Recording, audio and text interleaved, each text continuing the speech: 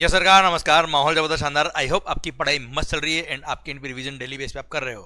तो मालिक, GST, goods and services tax, sir जितना हमने पढ़ा है वो आपके इन पे रिवाइज हुआ होगा। I expect that. And sir वो कंपलसरी आपको फॉलो करना ही करना है, क्योंकि अल्टीमेटली जो भी हम पढ़ रहे हैं, जितना भी हम यहाँ पढ़ रहे हैं, वो आपके एंड पे कंप्लीट होगा तो ही माहौल बनेगा, और माहौल बनेगा तो ही मजा आएगा पढ़ाई करने में। ओके, चलिए सरकार। सर कल हमने बात करी थी क्या, सप्लाई की डेफिनेशन। सप्लाई की डेफिनेशन में सर सेक्शन नंबर 7 सबसेक्शन 1 पूरा क्या था। सेक्शन नंबर 7 सबसेक्शन 1A कि sir following transactions will be इधर सप्लाई ऑफ गुड्स या सप्लाई ऑफ सर्विस कहलाएगा। शेड्यूल नंबर 2 हमने देखा था बच्चों। सर वापस से ध्यान दीजिएगा, सेक्शन नंबर 7 सबसेक्शन 1 में पढ़ा था क्या, सप्लाई इंक्लूड्स ये सब। Clear? Close number A, double A, B और C। फिर जो ट्रांजेक्शन इस पर सेक्शन नंबर 7 सबसेक्शन 1 सप्लाई है, उन ट्रांजेक्शन में कुछ ट्रांजेक्शन में डिस्प्यूट था कि सप्लाई ऑफ गुड्स कहलाएगा कि सप्लाई ऑफ सर्विस कहलाएगा। उसके लिए गवर्नमेंट ने शेड्यूल 2 इशू किया और बोल दिया क्या कि वो सब ट्रांजेक्शन जहां झगड़ा था उनको क्लियरली डिफाइन करके बोल दिया कि ये सप्लाई ऑफ गुड्स कहलाएगा, ये सप्लाई ऑफ सर्विस कहलाएगा। क्लियर? सर आइए बच्चों, अब हम बात करते हैं आगे सेक्शन नंबर 7 सबसेक्शन नंबर 2 की, जो मैं आपके लिए यहां लिख के लाया हूं बच्चों। सेक्शन नंबर 7 सबसेक्शन 2 बोलता है क्या कि भाई following transactions are neither supply of goods nor supply of service. ये ट्रांजेक्शन न तो सप्लाई ऑफ गुड्स कहलाएगा न सप्लाई ऑफ सर्विस कहलाएगा। इन पे कोई जीएसटी लेवी नहीं होगा, कोई जीएसटी नहीं लगेगा। क्लियर? सरकार ध्यान दीजिएगा बेटा, अब तक हमने क्या पढ़ा, ये सप्लाई होगा। अब क्या पढ़ रहे हैं, नहीं नहीं नहीं, ये सप्लाई के स्कोप में नहीं आएगा। सर उसमें दो क्लोज है, क्लोज नंबर ए और क्लोज नंबर बी। पहले पढ़ रहे clause number A. Clause number A बोलता है क्या, वो सारे transactions which are covered in schedule number 3 of the CGST act are neither supply of goods not supply of service. आइए बच्चों, शेड्यूल नंबर 3 में क्या लिखा है वो देख लेते हैं बेटा। ये रहा सर शेड्यूल नंबर 3। सर ध्यान देना बेटा, ये वो एक्टिविटीज है, वो ट्रांजेक्शन है जिसपे जीएसटी लेवी ही नहीं होगा। इनको एग्जाम सप्लाई नहीं बोलते हैं, इन पे लेवी ही नहीं होता है, और लेवी नहीं होता है मतलब जीएसटी नहीं लगेगा। क्लियर? इनको प्यार से हमारी लैंग्वेज में बोलते हैं क्या, negative list under GST. Sir ये लॉ के अंदर नहीं लिखा है, हम प्यार से इसको बोलते हैं नेगेटिव लिस्ट, मतलब इन पे जीएसटी नहीं लगता है बेटा। क्लियर? आइए बच्चों, शेड्यूल नंबर 1, शेड्यूल नंबर 3, अच्छा शेड्यूल 1 विदाउट कंसिडरेशन वाले ट्रांजेक्शन सप्लाई कहलाएंगे, हमने पढ़ा था बेटा। Schedule number 2 supply of goods है कि सप्लाई ऑफ सर्विस है। शेड्यूल नंबर 3 न सप्लाई ऑफ गुड्स है न सप्लाई ऑफ सर्विस है। उसका पहला नंबर बोलता है क्या, एनी एक्टिविटी या service by an employee to the employer in the course of और in relation to his employment. मतलब अगर आप किसी कंपनी के एम्प्लॉई हो, आपने एम्प्लॉयर के लिए जो काम किया है उसके लिए एम्प्लॉयर ने जो आपको सैलरी पे करी है, उस सैलरी के अमाउंट पे कोई जीएसटी नहीं लगेगा। Clear? Sir any amount which is paid in the capacity of employment in relation to his employment is neither supply of goods nor supply of service. अब भले ही सर आपको सैलरी के नाम पे दिया हो, या कभी कभी आपने देखा होगा परक्विजिट्स भी मिलते बेटा। परक्विजिट्स जैसे रेंट फ्री अकोमोडेशन हो गया, इंटरेस्ट फ्री लोन हो गया, कंपनी की कार हो गई, कंपनी कई सारी फैसिलिटीज आपको प्रोवाइड करती है, वो सब भी part and parcel of salary होता है, that is paid in the capacity of employ, इसलिए उस पर जीएसटी नहीं लगेगा। पर मान लो अगर किसी एम्प्लॉय ने अपने एम्प्लॉयर के लिए कुछ एक्स्ट्रा काम किया which is not as per employment terms, जैसे फॉर एग्जांपल किसी एम्प्लॉयर को कोई प्रॉपर्टी चाहिए थी, एम्प्लॉय ने बोला वो प्रॉपर्टी जिसकी है मैं उसको जानता हूं, मैं चाहूं तो आपकी डील करा सकता हूं, आप अगर कहे तो, पर अगर ये डील कराऊंगा तो उसके लिए मेरे को मेरा ब्रोकरेज, मेरा कमीशन अलग से देना पड़ेगा। 10 लाख रुपए will be my commission. Sir अब ऐसे केस में अगर मान लो वो एम्प्लॉयर एग्री होता है और एम्प्लॉय ने उसको वो डील करा दी और उसके लिए उसने कमीशन लिया 10 लाख रुपया, तो 10 लाख रुपए is not in terms of his employment. उसकी सैलरी जो मिल रही है वो अलग चीज है, उस पर जीएसटी नहीं लगेगा। ये ब्रोकरेज पे, ये कमीशन पे जीएसटी लगेगा। क्लियर? एक और एग्जांपल देता हूं सर जिसका सर्कुलर भी है। मान लो आप किसी कंपनी के डायरेक्टर हो बेटा, डायरेक्टर रेम्यूनरेशन, अगर डायरेक्टर रेम्यूनरेशन को सैलरी माना जाता है, इफ डायरेक्टर को जो रेम्यूनरेशन आप पे कर रहे हो that is in the capacity of employment, जिसपे सेक्शन नंबर 192 का टीडीएस करता है अंडर इनकम टैक्स एक्ट, तो सर वो salary in the capacity of employees को पे किया गया है, भले वो डायरेक्टर है, सर उस पर कोई जीएसटी नहीं लगेगा। Example whole time director. Example वापस देता हूं बेटा मैं, मान लो किसी कंपनी के होल टाइम डायरेक्टर हो, क्लियर? पूरा दिन आप कंपनी के लिए काम करते हो, कंपनी आपको एक सैलरी पे करती है, भले डायरेक्टर हो, पर वो जो सैलरी पे किया वो in the capacity of employ pay किया है, in relation to your employment pay किया है, उस सैलरी के अमाउंट पे जीएसटी नहीं लगेगा। क्लियर? और इनकम टैक्स एक्ट में सेक्शन नंबर 192 का टीडीएस करता है बेटा इसमें। पर मान लो उसी डायरेक्टर को बोर्ड ऑफ डायरेक्टर्स की मीटिंग अटेंड करने के लिए डायरेक्टर रेम्युनरेशन अलग से और पे किया गया अदर देन सैलरी, जिसको प्रोफेशनल फी मानते हैं, जिसपे इनकम टैक्स में भी टीडीएस सेक्शन नंबर 194 जे का कट होता है बेटा, है ना? तो ऐसे केस में that amount which is paid to the director in the capacity of director, not in the capacity of employee, इस पर जीएसटी लगेगा। That is a professional service provided by director to the company not in relation to employment, इस पे GST लगेगा। और खास बात हम आगे पढ़ेंगे रिवर्स चार्ज मैकेनिज्म, वहां पे लिस्ट ऑफ सर्विस जब पढ़ेंगे उसमें एक लिस्ट ऑफ सर्विस ये भी है कि सर वहां पर सर डायरेक्टर रेम्युनरेशन पे जीएसटी लगता है, वो भी रिवर्स चार्ज मैकेनिज्म लगता है। डायरेक्टर बड़ा आदमी है यार, कंपनी पे कर देगी जीएसटी उसका, डायरेक्टर सर्विस सप्लायर, कंपनी या body corporate service recipient, reverse charge mechanism में रेसिपिएंट टैक्स पे करेगा गवर्नमेंट को, डायरेक्टर को उसकी केवल फीस मिलेगी। क्लियर? इसका बेस्ट एग्जांपल क्या है? Independent director. जो भी इंडिपेंडेंट डायरेक्टर होते हैं वो कभी भी एम्प्लॉय नहीं होते किसी कंपनी के बेटा, उनको जो भी रेम्युनरेशन मिल रहा है वो हमेशा प्रोफेशनल फी 194 जे का टीडीएस ही करता है वहां पे, और ऐसे केस में वहां पर जीएसटी लगेगा। अच्छा, आप अगर होल टाइम डायरेक्टर भी हो बेटा तो वहां चेक कर लेना कि किस कैपेसिटी में आपको पैसा मिल रहा है। अगर सैलरी की कैपेसिटी में, इन दी कैपेसिटी ऑफ एम्प्लॉय पैसा मिल रहा है तो जीएसटी नहीं लगेगा, प्रोफेशनल फी मिल रहा है तो जीएसटी लगेगा। क्लियर? समझे मेरी बात? 194 जे का टीडीएस कट रहा मतलब जीएसटी लगेगा, और ऐसे केस में रिवर्स चार्ज मैकेनिज्म में रेसिपिएंट टैक्स पे करेगा कंपनी में। ओके सर, ये बड़ा अच्छा सुंदर सर्कुलर था, इस पे क्वेश्चन भी बनते कई बार। ठीक है बच्चों, परक्विजिट्स की बात मैं आपसे ऑलरेडी कर चुका हूं। Perquisites in the capacity of employee ही आपको मिलते हैं इस पर terms of employment contractual agreement, और इसलिए उस पर जीएसटी नहीं लगता है बेटा। क्लियर? एक और एग्जांपल मैंने यहां दे रखा है। मान लो कोई कंपनी का एम्प्लॉय है, वो एम्प्लॉय मान लो कंपनी छोड़ के जा रहा है बच्चों। अब सर कंपनी सॉफ्टवेयर कंपनी है, अब उसको कंपनी के सारे फॉर्मूलाज, सॉफ्टवेयर कैसे बनता है, कौन कौन क्लाइंट है, सब कुछ उसको पता है, इन एंड आउट्स। कंपनी ने उसे एक एग्रीमेंट किया, नॉन कॉम्पिट एग्रीमेंट, कि ये फॉर्मूलाज, हमारे क्लाइंट कौन कौन है, उनको हम क्या चार्ज करते हैं, किस तरह का हमारा उनसे रिलेशनशिप है, ये किसी से आप डिस्क्लोज नहीं करिएगा, हम साल के 10 लाख रुपए आपको देंगे। डन? तो कुछ नहीं करने के पैसे मिल रहे हैं, but that is not in the capacity of employee, non compete fee है, इस पे जीएसटी लगेगा, because that is not in the capacity of employee and it will be chargeable to GST बेटा। क्लियर? सो ये कुछ example थे जो मैंने आपको समझाया। कुल मिला के पॉइंट तो क्या है? Services by an employee to the employer in the course of और in relation to his employment are neither supply of goods nor supply of services. Clear? Sir point number 2, sir इसके यहाँ पे circular दे रखा है बेटा, ये काट देना, सर्कुलर देखने की जरूरत नहीं, आपके सिलेबस में नहीं आता है।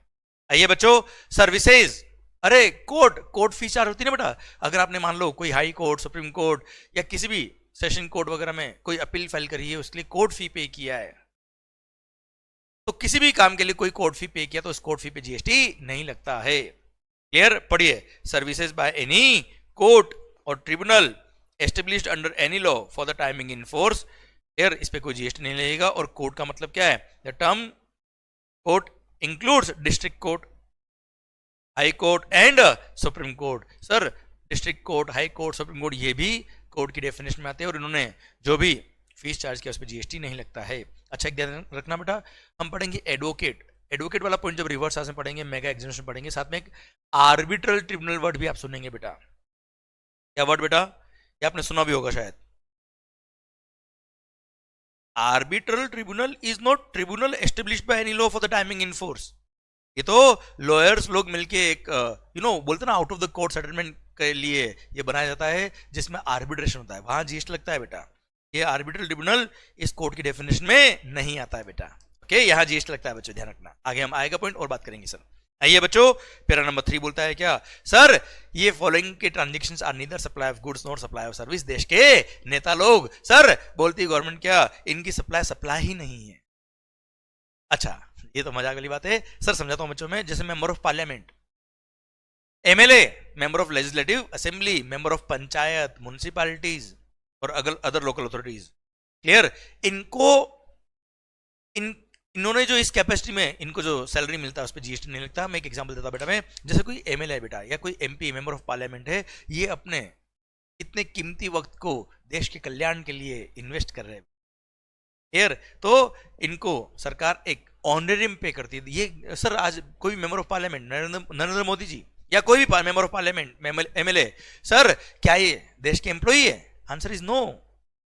पर ये अपना इतना कीमती वक्त देश के डेवलपमेंट के लिए, देश को आगे बढ़ाने के लिए लगा रहे हैं सर, इसलिए इनको एक मंथली ऑनरेरियम मिलता है, जिसको कॉमन लैंग्वेज में हम लोग सैलरी बोलते हैं। वो सैलरी एक्चुअली है नहीं, अगर वो सैलरी होती तो यहां कवर होती बेटा। जैसे पुलिस कमिश्नर है, जीएसटी कमिश्नर है कोई, ये सब एम्प्लॉई है गवर्नमेंट के, इनको जो सैलरी मिलती है उस पर जीएसटी नहीं लगता, वो इस पॉइंट नंबर 1 में कवर होता है बेटा। पर ये जो देश के नेता लोग हैं बेटा, जो हमारे रिप्रेजेंटेटिव्स है, ये देश के एम्प्लॉई नहीं है, ये हमारे रिप्रेजेंटेटिव है जो हमारे लिए सर इतना टाइम देश के भले के लिए, डेवलपमेंट के लिए इन्वेस्ट करते हैं। इनको जो ऑनरी मिलता है, it is also neither supply of goods nor supply of service, उस पर जीएसटी नहीं लगेगा। अगर सैलरी होता तो ऊपर ही कवर होता बेटा, सैलरी में कवर नहीं होता, इसलिए यहां लिखा अलग से बेटा। सेकंड, मान लो इंडियन कॉन्स्टिट्यूशन ने कोई बॉडी बनाई बेटा, भारतीय संविधान ने कोई बॉडी बनाई है, और उस बॉडी में आपने कोई पोस्ट होल्ड करी है, as a director, as a chairman, as a member, और उस पोस्ट की वजह से अगर आपको कोई रेम्युनरेशन मिल रहा है तो इस पर जीएसटी नहीं लगेगा। जैसे इलेक्शन कमीशन ऑफ इंडिया, चुनाव आयोग, human rights commission etcetera. Clear sir? ये election commission of India, human rights commission etcetera, these are body constituted by Indian constitution. उसमें आपने जो chairman, as a director, as a member कोई post hold करी हुई है, उस पोस्ट की वजह से जो रेम्युनरेशन मिल रहा है उस पर जीएसटी नहीं लगेगी। Same way central government, state government या लोकल अथॉरिटी ने कोई बॉडी बनाई है, जैसे अपना इंस्टीट्यूट, उसके आप द प्रेसिडेंट है, सेंट्रल काउंसिल मेंबर है, रीजनल काउंसिल मेंबर है, और उस पोस्ट की वजह से अगर आपको कोई रेम्युनरेशन मिल रहा है तो sir that is neither supply of goods not supply of service. पर ध्यान रखिएगा बेटा, सर इनको इन नेताजी की कैपेसिटी में जो पैसा मिल रहा है उस पर जीएसटी नहीं है। इनको जो ऑनरेरियम मिल रहा है सैलरी के फॉर्म में, सैलरी नहीं मिलता है, सैलरी की रिप्लेसमेंट में इनको ऑनरेरियम मिलता है, क्योंकि एम्प्लॉय नहीं है, हमारे रिप्रेजेंटेटिव्स है सर, उस पर जीएसटी नहीं लगता। पर इन्होंने किसी और कैपेसिटी में कोई और काम किया, उस पर जीएसटी लगेगा यार। जैसे एग्जांपल के लिए सर सीए अर्पित काबरा,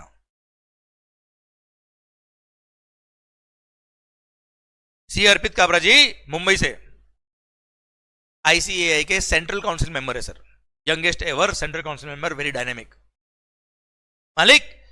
इनको सेंट्रल काउंसिल मेंबर की पोस्ट की वजह से जो ऑनरेरियम मिलेगा उस पर कोई जीएसटी नहीं लगेगी। पर he is a practising chartered accountant also sir.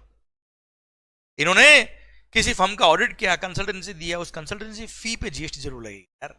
ऐसा नहीं कि अर्पित ने जीवन में जो भी काम किया जीएसटी नहीं लगी, इनको उस कैपेसिटी में जो काम किया है, उस कैपेसिटी में जो इनको रेम्युनरेशन मिल रहा है उस पर जीएसटी नहीं लगेगा। सेम वे कोई मेंबर ऑफ पार्लियामेंट, उसका कोई बिजनेस है बेटा, कोई इसकी बिजनेस है, कंसल्टेंसी ऑफिस है, उस पर जीएसटी लगेगा अगर उन्होंने सर्विसेज दी तो बेटा। इनको नेताजी की कैपेसिटी में जो पैसा मिल रहा है उस पर जीएसटी नहीं लगेगी। क्लियर? चलिए सरकार, पॉइंट नंबर 4, अंतिम सेवा sir, services of funeral, burial, crematorium और mortuary services including transportation of the deceased. जाने वाले से कौन जीएसटी ले सकता है? हियर तो burial services, crematorium services, mortuary services, funeral services including transportation of the deceased, इन सब के चार्जेस पे जीएसटी नहीं लगेगा। जाने वाले से कौन जीएसटी ले सकता है भाई? क्लियर? अंतिम सेवा। आइए पॉइंट नंबर 5, बड़ा ही सुंदर पॉइंट है बेटा ये। सेल ऑफ इमूवेबल प्रॉपर्टी में ऑलरेडी बात कर चुका बेटा आपसे। Is neither supply of goods not supply of service except 70 flat. याद आया बेटा आपको? है ना भाई? तो याद देखिए, सेल ऑफ लैंड याद है, 70 फ्लैट्स अंडर कंस्ट्रक्शन जो फ्लैट बुक हो गए थे, वो उन फ्लैट के सेल पे जीएसटी लगेगा। बाकी किसी पे भी सेल ऑफ बिल्डिंग और sale of land are neither supply of goods not supply of service. क्या लिखा है? लैंग्वेज देखना बेटा। Sale of land and subject to para 5 clause 2, subject to para 5 clause B of schedule 2, मतलब क्या है ये? 70 फ्लैट्स।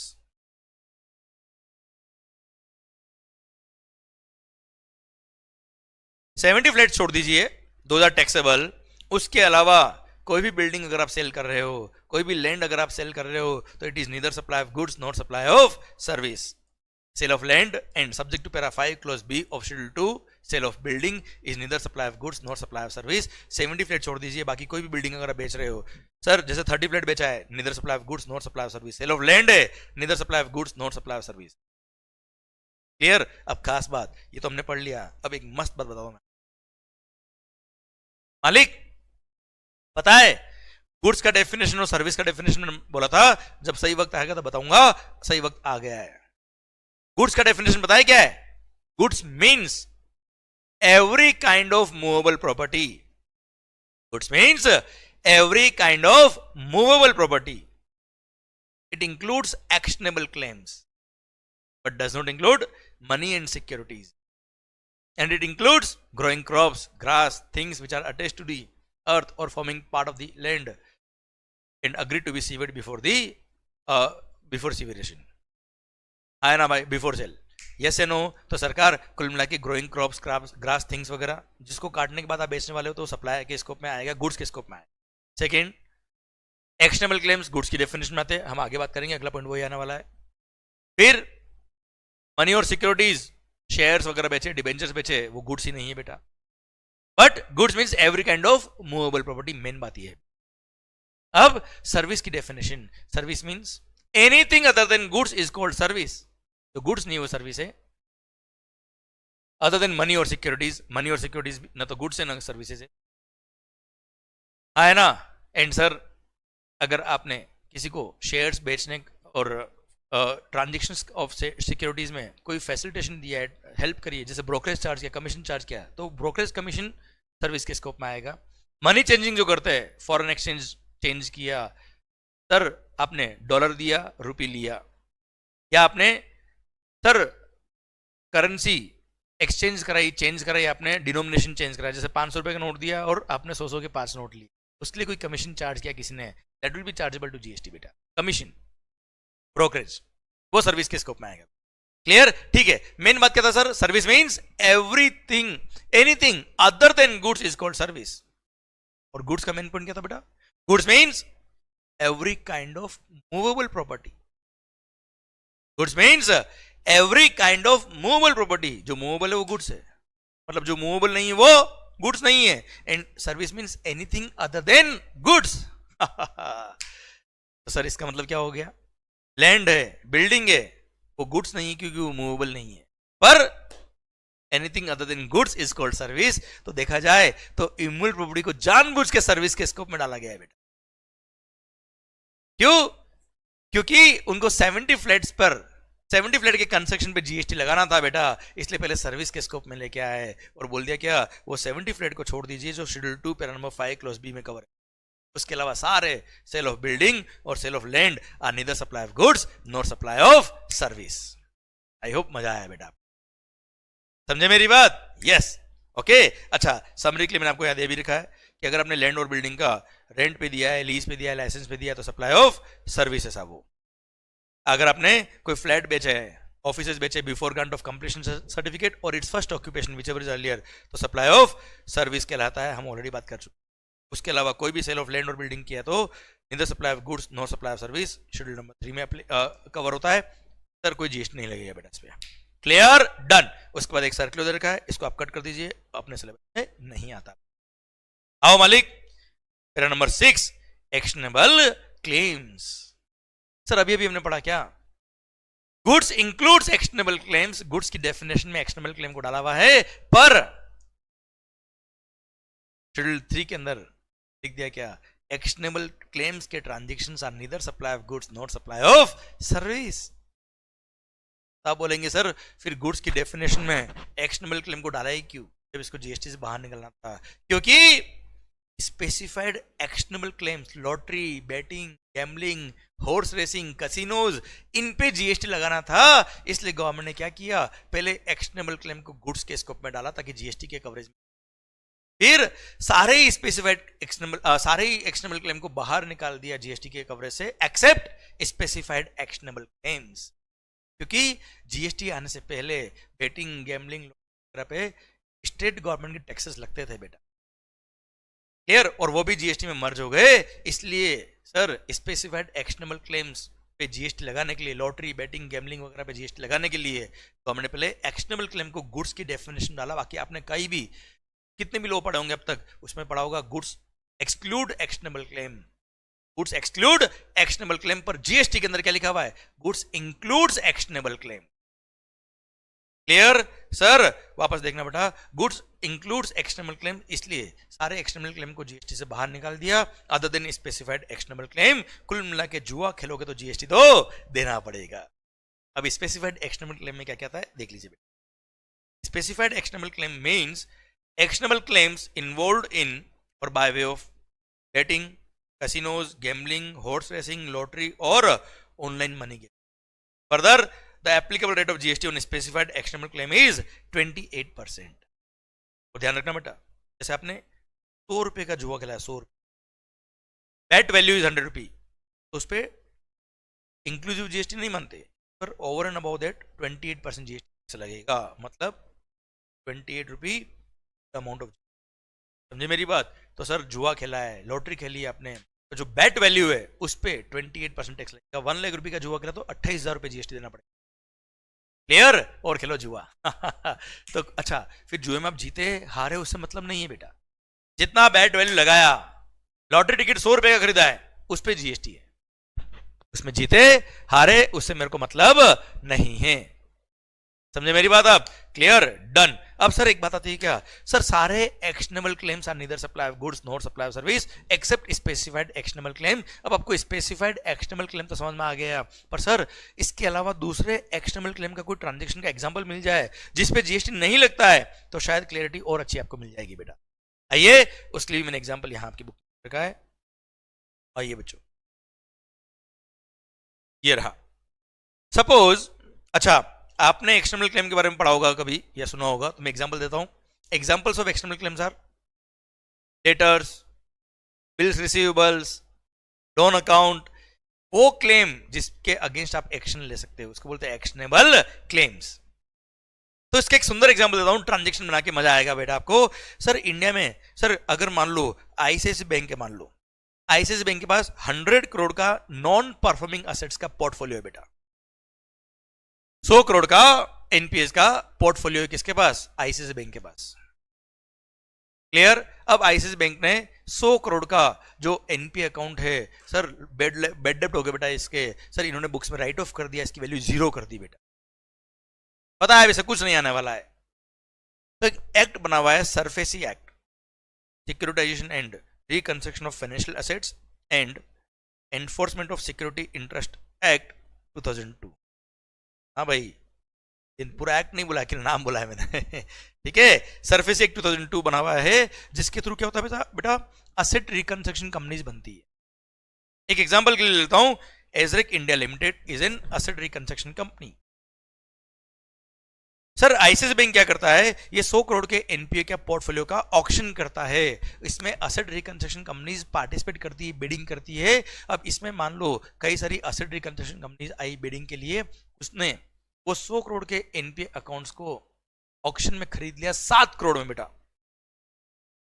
अच्छा, आईसीआईसीआई बैंक को 7 करोड़ जो रिसीव हुआ है वो भी प्रॉफिट है ना बेटा यार, क्योंकि इनके तो ये एनपीए का अकाउंट का वैल्यू 0 था बुक्स में बेटा, है ना, जो आया सो पाया। अब तो अब सर एसरेक इंडिया लिमिटेड ने 7 करोड़ में क्या परचेज किया है? लोन अकाउंट्स परचेज किए, sir actionable claim.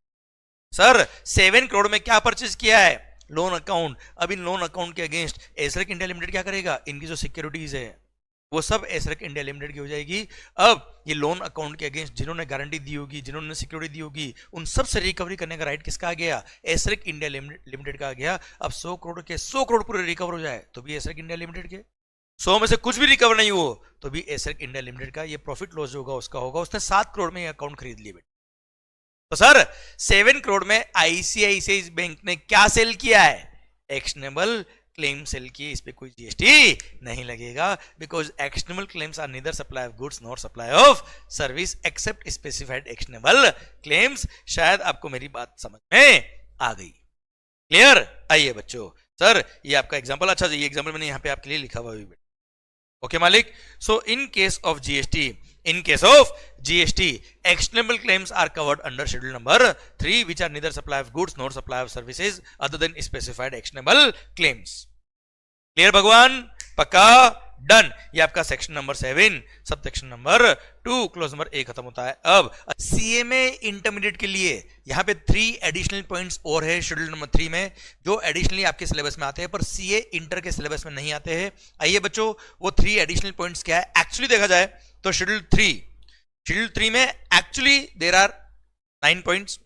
Point number 7, point number 8A और पॉइंट नंबर 8B ये CA इंटरमीडिएट के सिलेबस में नहीं आते, पर हम सब CMA के लिए पढ़ रहे हैं, इसलिए CMA के लिए मैंने आपको एडिशनल नोट्स दे रखे हैं। उन एडिशनल नोट्स में आपको ये पॉइंट्स मिलेंगे। आइए हम वो पढ़ते हैं। आपकी एडिशनल नोट्स वाली फाइल के अंदर शायद ये लेक्चर, शायद ये पॉइंट आपको दिख जाएंगे स्टार्टिंग में। आइए बच्चों, हम देख लेते हैं कि आखिर शेड्यूल 3 में कौन कौन से वो पॉइंट है जो हमारे लिए एडिशनली हमको पढ़ने हैं।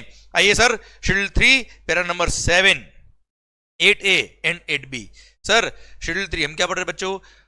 Following transactions are neither supply of goods not supply of service. एक बार वापस से बोलता बच्चा मैं कि एक्चुअली देखा जाए शेड्यूल 3 के अंदर 6 पॉइंट जो भी आपने पढ़े वो, और ये 3 पॉइंट एडिशनल, टोटल 9 पॉइंट है एक्चुअली शेड्यूल 3 में, पर CA इंटरमीडिएट के अंदर 6 पॉइंट ही आते हैं, ये कोर्स में नहीं आते हैं, इसलिए वहां नहीं पढ़ाए हुए, पर आपको मैं अलग से पढ़ा रहा हूं सो दैट आपके लिए ये वाले पॉइंट भी कवर हो जाए और आपके एडिशनल नोट्स में से इन नोट्स को आपको देखने का। तो ऐसे जो भी टॉपिक्स आपके सिलेबस में एडिशनल दे रखे हैं, जिसका मैंने प्रिंट आउट आपको दे रखा है additionally with for the additional notes, additional topics जो आपके सिलेबस में आते हैं, वो सब मैंने आपको अलग से सेपरेट लेक्चर दे रखा है या लेक्चर के अंदर ही एडिट किया हुआ है, सो दैट आपको पूरा कवरेज हो जाए एंड माहौल बन जाए हमारे इन पर। आइए बच्चों, पैरा नंबर 7 क्या बोलता है? Neither supply of goods not supply of services. Sir supply of goods from a place in the non taxable territory to another place in the non taxable territory without such goods entering into India at all. मतलब for example, आप China गए, ching चोंग, आ गए आप China से आपने कोई goods purchase किया और वो चाइना में ही बेच दिया या जापान में बेचा, चाइना से परचेज करके जापान में बेच दिया without entering the goods in India at all. Clear? तो सर आप मुझे बताओ, क्या वो टेक्निकली गुड्स इंडिया में इंपोर्ट हुआ है? क्या टेक्निकली वो इंडिया से एक्सपोर्ट हुआ है? नहीं। क्लियर? पर सर टेक्निकली IGST एक्ट के अंदर जो इंटरस्टेट सप्लाई की डेफिनेशन दे रखी है, उसमें ये इंटरस्टेट सप्लाई के स्कोप में आ रहा था। इसलिए सर आपने जो गुड्स चाइना से खरीदी और उसके बाद without bringing the goods in India at all, direct आपने उसको बेच दिया नॉन टैक्सेबल टेरिटरी में ही। नॉन टैक्सेबल टेरिटरी मतलब वो टेरिटरी जहां टैक्स नहीं लगता है, और ये टैक्स GST कहां लगता है? पूरे इंडिया में लगता है। तो इंडिया से बाहर का जो एरिया है वहीं से खरीदा और इंडिया से बाहर ही आपने बेच दिया without bringing the goods in India at all. तो ऐसे केस में जो आपने गुड्स जापान या चाइना बेची है उस पर कोई GST नहीं लगेगा। It is neither supply of goods not supply of service, no GST will be levied. Clear? Done. Sir अब para number 8A, supply of warehouse goods as per customs act to any person before clearance for home consumption. वैसे आप customs पढ़ेंगे, customs का जब मैं overview दूंगा उसके first lecture में ही आपको कंसेप्ट ऑफ कस्टम पूरा क्लियर हो जाएगा, वहां पे आपको ये बात और भी जस्टिफाइड लगेगी। पर हां, यह बता देता हूं मैं आपको, मान लो आपने कोई गुड्स इंडिया में इंपोर्ट कर लिया, इंपोर्ट करने के बाद क्या होता है बच्चों? ये कंपल्सन नहीं कि आप उन गुड्स को कस्टम क्लियरेंस अभी कराएं। आप चाहो तो उनको कस्टम्स पोर्ट पे ही, कस्टम्स वालों के ही कस्टम बॉन्डेड वेयरहाउस होते हैं जो कस्टम्स कंट्रोल वाले होते हैं, आप चाहो तो गुड्स को वहां रखवा सकते हो। क्लियर? और अब तक आपने कस्टम क्लियरेंस नहीं कराया। क्लियर? अब जब कस्टम क्लियरेंस नहीं कराया तो कस्टम ड्यूटी भी पे नहीं करी, क्योंकि कस्टम क्लियरेंस कराएंगे तब कस्टम ड्यूटी पे करेंगे। अभी तक आपने कस्टम ड्यूटी पे नहीं करी। अब आपने क्या किया? गुड्स वेयरहाउस में मैंने मान लो गुड्स इंपोर्ट किया, मैंने सिंगापुर से गुड्स इंपोर्ट किया, इंडियन पोर्ट पे आ गया, इंडियन पोर्ट में मैंने कस्टम बॉन्डेड वेयरहाउस में रखवा दिया गुड्स को, अभी कस्टम क्लियरेंस नहीं कराया, और ये गुड्स यशवंत ने रोहित को बेच दिया। मतलब अब रोहित जब आएगा, रोहित गुड्स का मालिक बन गया है, अब रोहित कस्टम क्लियरेंस कराना होगा तो वो कराएगा। कस्टम क्लियरेंस कराना मतलब होम कंजम्पशन के लिए ले आना बेटा, होम कंजम्पशन मतलब कस्टम क्लियरेंस कराना। तो सर मैंने 1 करोड़ में गुड्स इंपोर्ट की और मैंने गुड्स रोहित को बेच दी विद इन इंडिया इटसेल्फ। जब गुड्स कस्टम बॉन्डेड वेयरहाउस में थे, गुड्स का ओनरशिप उसके नाम पे ट्रांसफर कर दिया, मैंने 2 करोड़ में गुड्स उनको बेच दिया, तो 2 करोड़ के ट्रांजेक्शन पे कोई GST नहीं लगेगा। क्यों? क्योंकि जब रोहित उन गुड्स का कस्टम क्लियरेंस कराएंगे तब Rohit will be liable to pay custom duty, और कस्टम के साथ में GST भी लगता है, तब वो GST पे कर देंगे। क्लियर? तब एनीवे जब कस्टम क्लियरेंस होगा तब कस्टम के साथ में GST लगने वाला है, तो जब मैंने उनको गुड्स बेचा है तब उस पर अलग से जीएसटी पे करने की जरूरत नहीं है. It is neither supply of goods nor supply of service. वापस पढ़िए, supply of warehouse goods. कौन से? कस्टम वाले वेयर हाउस में जो गुड्स पड़ा है, उन गुड्स को मैंने किसी भी पर्सन को बेच दिया before clearance for home consumption, तो it is neither supply of goods nor supply of services. Goods के ओनरशिप डॉक्यूमेंट मैंने किसी और को ट्रांसफर कर दिए without getting the goods cleared from the custom area, आया ना भाई, तो उस पर जीएसटी नहीं लगाएंगे. It is neither supply of goods nor supply of services. Clear sir? Para number 8B ये क्या बोलता है, पहले समझा था बेटा. मान लो कोई गुड्स सिंगापुर से इंडिया में आ रहा है, मैंने इंपोर्ट किया 1 CR में. अभी गुड्स कहां है बेटा? पानी में ही है, समंदर में ही है. अभी तक गुड्स कस्टम पोर्ट पे नहीं आया है, इंडिया में नहीं आया है. तब जब गुड्स इंडिया में नहीं आया है तब गुड्स कहां है बेटा? पानी में, समंदर में बेटा. उसको बोलते हैं हाई सी. उस एरिया को बोलते हैं high sea. Clear sir? Area beyond India is called high sea. When goods are in high sea, तब मैंने गुड्स किसी को बेच दिया. जैसे मैंने गुड्स इंपोर्ट किया था सिंगापुर से 1 CR में, गुड्स अभी रास्ते में बेटा. मैंने इतना शानदार मार्केटिंग किया, लोगों में मेरा गुडविल इतना अच्छा है कि गुड्स, लोगों ने गुड्स देखे ही नहीं, उससे पहले ही मैंने गुड्स को किसी को बेच दिया 1.5 CR में. मैंने 1 करोड़ में इंपोर्ट किया, 1.5 CR में बेच दिया. तो 1.5 करोड़ में जो मैंने बेचा है गुड्स, उसको बोलते हैं हाई सी सेल. क्लियर? इन पे अभी जीएसटी नहीं लगेगा, क्योंकि जब ये गुड्स इंडिया में आएगी फिर इनका कस्टम क्लियरेंस होगा. कस्टम क्लियरेंस जब होगा तब कस्टम भी लगेगा, उस टाइम पे जीएसटी उस टाइम एनीवेज लग जाएगा. तो बार बार जीएसटी पे करने की जरूरत नहीं है. तो हाई सी सेल पे no GST is liable to be paid. It is neither supply of goods not supply of services. Clear? पढ़िए. Supply of goods by the consignee to any other person by endorsement of document of title. Document of title मतलब ownership document of the goods after the goods have been dispatched from the port of origin. Port of origin मतलब Singapore, located outside India. तो port of origin located outside India मतलब example में यहां लिख देता हूं मैं, Singapore. But before clearance for home consumption, अभी होम कंजम्पशन के लिए क्लियर नहीं हुआ है, वहां से गुड्स निकल गया है. और सर यहां पर अभी तक गुड्स आया ही नहीं है, कस्टम क्लियरेंस नहीं हुआ है, उससे पहले ही मैंने गुड्स किसी को बेच दिया. देखो वेयर हाउस में नहीं रखवाया गुड्स, वेयर हाउस में रखवाया था और फिर बेचा होता तो पॉइंट नंबर 8A में कवर हो जाता बेटा. और वेयर हाउस में नहीं आया है, गुड्स अभी तक कस्टम क्लियरेंस नहीं हुआ है और उससे पहले मैंने किसी को बेच दिया, उसको बोलते हैं हाई सी सेल. और high sea sales are neither supply of goods not supply of service. और उस पर कोई जीएसटी पे करने की जरूरत नहीं, क्योंकि जब वो कस्टम क्लियरेंस होगा, कुल मिला के इन दोनों पॉइंट में क्या हो रहा है बेटा? पॉइंट नंबर 8A और 8B में क्या हो रहा है? जब इन गुड्स का कस्टम क्लियरेंस होगा तब एनीवेज कस्टम के साथ में आईजीएसटी लगने वाला है. क्लियर? ऐसा कस्टम पढ़ोगे तो आपको और समझ में आएगा. तब एनीवेज कस्टम लगेगा, उस टाइम पे आईजीएसटी लगने वाला है. तो सर उससे पहले जो बेचा है ट्रांजैक्शन, उस पे जीएसटी लगाने की जरूरत नहीं है. It is neither supply of goods not supply of services. Clear? Done. तो 3 पॉइंट वापस बोल रहा बेटा, पैरा नंबर 7, 8A और 8B. पैरा नंबर 7 बोलता है क्या? अगर आपने कोई गुड्स नॉन टैक्सेबल टेरिटरी से परचेज करी और नॉन टैक्सेबल टेरिटरी में ही बेच दी without the goods bringing in India at all, it is neither supply of goods not supply of services. Second, आपने गुड्स इंडिया में इंपोर्ट कर लिया, कस्टम बॉन्डेड वेयर हाउस में स्टोर कराया और कस्टम क्लियरेंस कराने से पहले आपने किसी को गुड्स बेच दिया, it is neither supply of goods not supply of service. और थर्ड, आपने कोई गुड्स इंडिया में इंपोर्ट किया, वहां से गुड्स निकल गया पर बिफोर कस्टम क्लियरेंस आपने गुड्स किसी को बेच दिया, मतलब हाई सी सेल अगर कर दिया, तो it is neither supply of goods not supply of service. इस पे कोई जीएसटी पे करने की जरूरत नहीं है. इसी के साथ भारत माता की जय. कस्टम जब पढ़ेंगे तभी तीनों पॉइंट का रेफरेंस और भी आएगा, मस्ती से मजा आएगा आपको. आई hope you got the entire point. And sir ये आपके लिए जो एडिशनल पॉइंट दे रखे थे अंडर सीए में इंटरमीडिएट, ये तीनों पॉइंट भी खत्म होते हैं अब. आई होप आपकी पढ़ाई मस्त चल रही है, मस्त होके पढ़े, खुश होके पढ़े, which is very much important. Clear? Continue करें अगले पॉइंट से बेटा.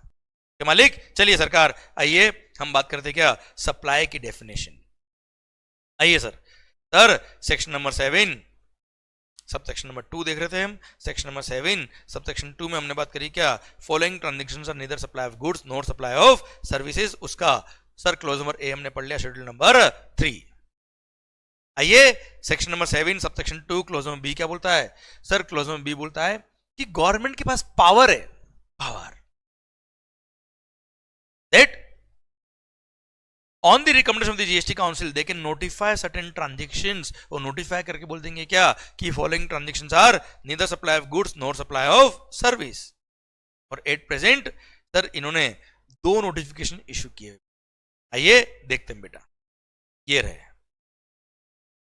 Sir section number 7 subsection 2 clause number B, दो नोटिफिकेशन दिए और दो नोटिफिकेशन इश्यू करके बोल दिए क्या, following transactions are neither supply of goods not supply of services. First, अगर कोई सर्विसेज प्रोवाइड करी किसने, central government, state government, union territory, local authority, repeat, central government, state government, union territory या local authority ने कोई काम किया। Central government मतलब जो सेंट्रल लेवल पे काम करती है, रहा है ना मोदी जी। स्टेट गवर्नमेंट, हर स्टेट की अलग अलग गवर्नमेंट है sir.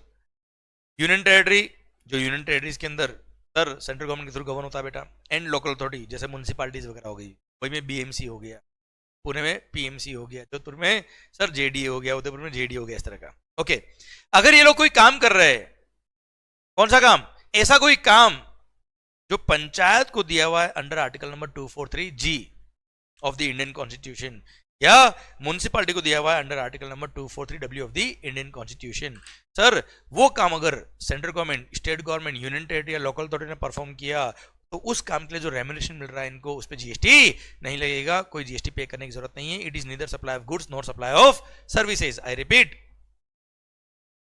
Following transactions are neither supply of goods not supply of service. उसमें section number 7 subsection 2 clause number B में फर्स्ट नोटिफिकेशन इशू हुआ कि अगर कोई काम आर्टिकल नंबर 243G में कवर है जो पंचायत का काम है, या आर्टिकल नंबर 243W में कवर है जो म्युनिसिपैलिटी का काम है, वो काम अगर central government, state government, union territory या लोकल अथॉरिटी ने परफॉर्म किया, तो it is neither supply of goods not supply of services. Example, जैसे पंचायत का काम है, म्युनिसिपैलिटी का काम है साफ सफाई का बेटा, तो स्वच्छ भारत मिशन के थ्रू, क्लीन इंडिया मिशन के थ्रू सेंट्रल गवर्नमेंट ने वो काम म्युनिसिपैलिटी से ले लिया बेटा।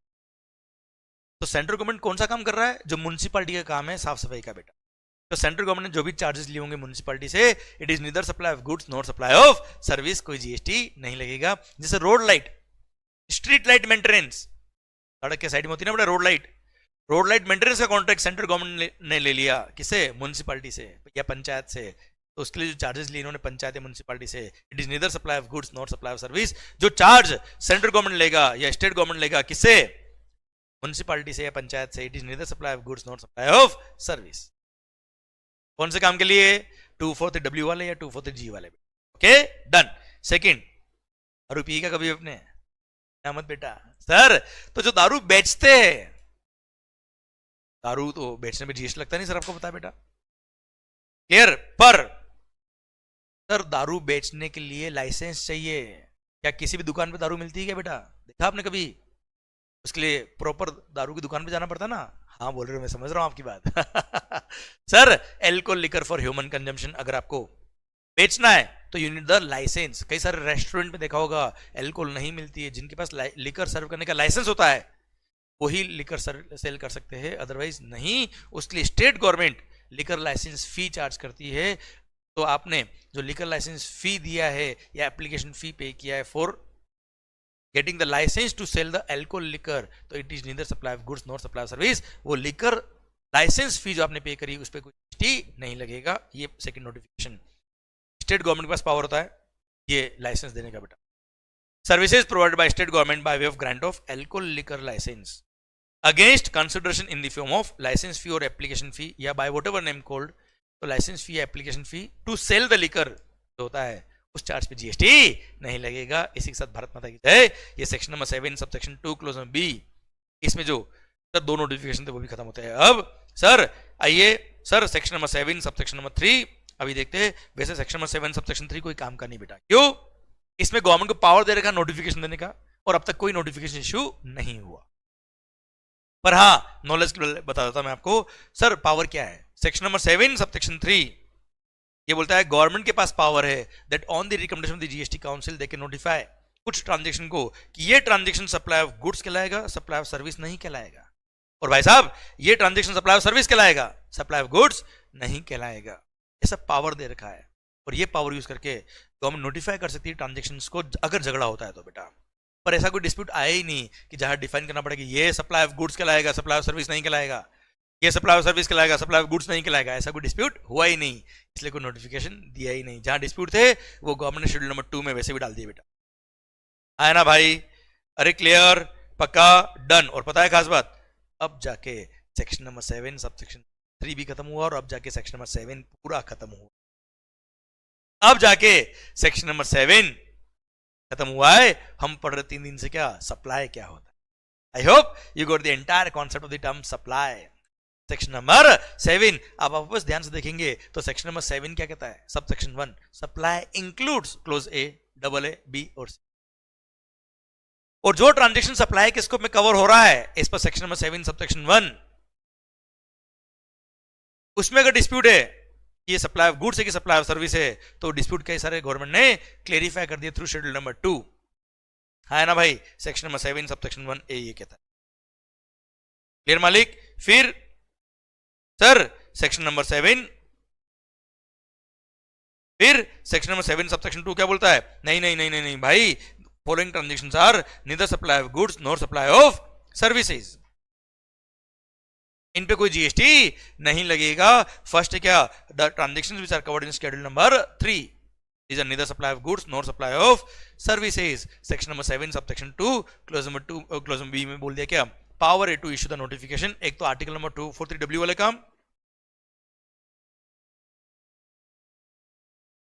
या आर्टिकल नंबर 243G वाले काम अगर गवर्नमेंट ने परफॉर्म किए तो, those are neither supply of goods nor supply of service, और लिकर सर्व करने का लाइसेंस जीएसटी नहीं लगेगा। सेकंड ट्रांजेक्शन था, सब सेक्शन 3 ने पावर दिया गवर्नमेंट को कि ये ट्रांजेक्शन सप्लाई ऑफ गुड्स कहलाएगा, सर्विस नहीं कहलाएगा, एंड वाइस वर्सा बेटा। क्लियर? डन। अब जाके सेक्शन नंबर 7 खत्म हुआ बेटा हमारा, है ना भाई?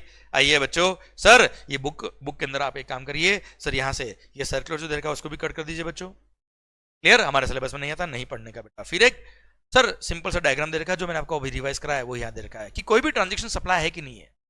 उसको देखने के लिए सबसे पहले आप देखेंगे क्या वो section number 7 subsection 1 close ए में कवर होता है क्या it is for a consideration plus in the course और फर्दरेंस ऑफ बिजनेस।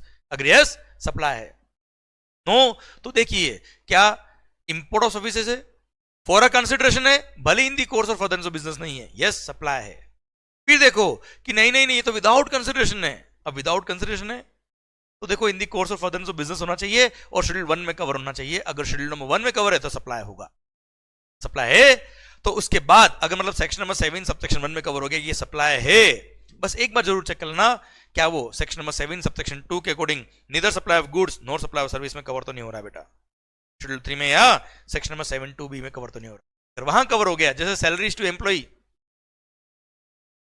सर देश के नेता लोगों को जो आप फीस दे रहे हो, कोर्ट फीस तो दे रहे हो बेटा, ये सब सप्लाई के स्कोप में आता है, पर शेड्यूल 3 में कवर है, इसलिए neither supply of goods nor supply of service से कोई जीएसटी नहीं लगेगा। पर वहां कवर नहीं तो सप्लाई के स्कोप में आएगा और जीएसटी लग जाएगा। है ना मालिक? क्लियर? ये फ्लोचार्ट दे रखा है आपके रिवीजन के लिए। आइए अब मस्त अगला पॉइंट पढ़ते हैं बेटा, क्या composite supply and mixed supply. ये दिया हुआ है कहां? सेक्शन नंबर 8 में। बच्चों सबसे पहले हमने क्या पढ़ा? सेक्शन नंबर 1 पढ़ा, ये एक्ट का नाम क्या है, कहां अप्लाई होता है, कब से अप्लाई होता है। फिर चार्जिंग सेक्शन पढ़ा हमने। चार्जिंग सेक्शन बोलता है क्या कि जीएसटी लेवी कब होगा, उसने बताया टैक्सेबल इवेंट क्या हो। फिर टैक्सेबल इवेंट होता है सप्लाई, वो सप्लाई हमने पढ़ लिया सेक्शन नंबर 7 में। अब क्या होता है बच्चों? सर कभी कभी बंडल्ड सप्लाई होता है, whenever more than one supplies are made together in conjunction with each other. है ना भाई? अब sir more than one supply अगर आपने साथ में किया, कॉम्बो बना के बेचे बेटा आपने, तो उस केस में उसको हम क्या मानेंगे? उसके लिए सर सेक्शन नंबर 8 दिया, उसने दिया कॉन्सेप्ट किसका? कंपोजिट सप्लाई और मिक्स्ड सप्लाई का। आइए बच्चों देख लेते हैं बेटा, यहां पे देखिए मैंने आपको बड़ी सुंदरता से यहां समझाता हूं बेटा। Bundled supply section number 8। Sir अब बंडल्ड सप्लाई जब कॉम्बो बेचे आपने बेटा, तो कॉम्बो क्या वो नेचुरली बंडल्ड है या आर्टिफिशियली बंडल्ड है, मतलब नॉट नेचुरली बंडल्ड। तो आपको हमेशा पहले देखना है क्या कि वेदर ट्रांजेक्शंस जो कॉम्बो बना के बेचा है, बंडल्ड सप्लाई जो दिया है, भले उसमें गुड्स प्लस सर्विसेज है या मोर देन वन गुड्स है या मोर देन वन सर्विसेज है या मोर देन वन गुड्स और सर्विसेज है, कॉम्बो है बेटा। सॉरी बच्चों, वो जो कॉम्बो बना के बेचा है क्या वो नेचुरली बंडल्ड सप्लाई है? वह बोलेंगे सर ये नेचुरली बंडल्ड सप्लाई क्या होता है? वो supplies which are supplied in conjunction with each other in the ordinary course of business। मतलब ये कॉम्बो नॉर्मली साथ में बिकता है, इन the ordinary course of business ये साथ में सेल होता है साहब। मोर देन वन गुड्स और सर्विस और both which are supplied in conjunction with each other in the ordinary course of business is naturally bundled supply उसको बोलते हैं क्या, कंपोजिट सप्लाई। मैं एग्जांपल देता हूं बेटा आपको, उनको क्या बोलते हैं बेटा जीएसटी में, कंपोजिट सप्लाई। एग्जांपल के लिए सपोज ये कोचिंग सर्विसेज आपने ली बेटा हमसे, अब आप मुझे बताओ ये जो कोचिंग सर्विसेज हमने आपको दी है, हमने आपसे सपोज ₹10,000 चार्ज किया पर स्टूडेंट। अब सर 10,000 रुपीज जो चार्ज किया, इसमें हम लेक्चर तो पढ़ा रहे हैं बेटा, साथ में बुक्स भी तो दिया है। और खास बात, ऑनलाइन लेक्चर अगर आप ले रहे हो तो बुक्स में हमने क्या किया है, बुक्स को पैक किया है और आपके घर तक डिलीवर किया है बेटा। तो बुक्स भी दिया है, पैक भी किया है, डिलीवर भी किया आपके हाथ तक, प्लस खास बात पढ़ाया भी है। ये सब मिला के 10,000 रुपये लिया है। आप मुझे बताओ ऑर्डिनरी कोर्स ऑफ बिजनेस में ये साथ में सप्लाई होता ना यार, जिसके अंदर हमने लेक्चर भी पढ़ाया है और बुक्स भी बेची बेटा आपको, और बुक्स का डिलीवरी भी किया आपके यहाँ पे बेटा। तो मोर देन वन गुड्स और सर्विस और बोथ हमने सप्लाई किया। पर ऑर्डिनरी कोर्स ऑफ बिजनेस में they are supplied in conjunction with each other, साथ में सप्लाई होते हैं in the ordinary course of business. तो इसको बोलते हैं क्या, कंपोजिट सप्लाई। अब आप कंपोजिट सप्लाई कर रहे हो तो ऐसे केस में देखिए उसमें प्रिंसिपल एलिमेंट क्या है। अब 10,000 रुपए जो हमने चार्ज किए हैं आपसे, वो 10,000 रुपए किस रेट ऑफ टैक्स से टैक्स लगाएंगे? क्या बुक्स की रेट ऑफ टैक्स से लगाएंगे, या ट्रांसपोर्टेशन की रेट से टैक्स लगाएंगे, या कोचिंग सर्विसेज की रेट ऑफ टैक्स से टैक्स लगाएंगे? तो सर वहां पे यहां पर सेक्शन नंबर 8 ने बताया क्या, इसमें मेन सप्लाई क्या है, प्रिंसिपल सप्लाई क्या है, पूरे कॉम्बो को उस प्रिंसिपल सप्लाई की रेट ऑफ टैक्स से टैक्स लगाएगा। जैसे इसके अंदर coaching services are more important here, तो कोचिंग सर्विसेज में हम क्लासिफाई करेंगे and sir principal supply will be coaching service, और 10,000 पे पूरे पे कोचिंग सर्विस की जो रेट ऑफ टैक्स होता है वो लगेगा। हाईएस्ट लोएस्ट से कोई मतलब नहीं है। अरे क्लियर, डन।